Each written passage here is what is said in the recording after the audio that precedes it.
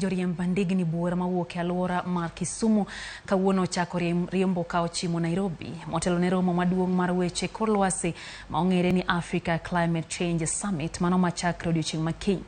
En chenro mosir kod duol mochung' ne dongruok e alwora mar Nam Lolwe, Lake Basin Development Authority eno ni ochwal ote mar pidho yien e yo kendo lokruok mar kor lwasi bende ong'i weche makare.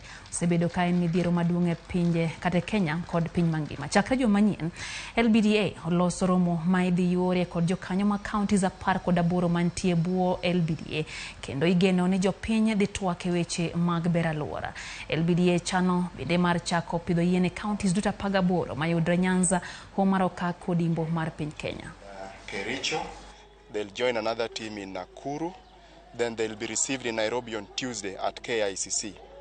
The reason why we are doing this is to create awareness on climate change and also what we need to do to mitigate the effects of climate change. We are beginning this one now, and we hope to get to Nairobi on Tuesday and to be received at KICC. Now, along the way, we have a number of activities as well.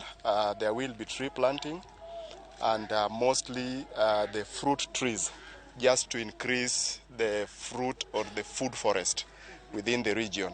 Kisumu is always our pride, and you know very well that there can be no pride without us coming together, protecting and conserving the environment. We have teamed up with the Lake Basin and the county government of Kisumu so that we are part of the process of the SCS 23.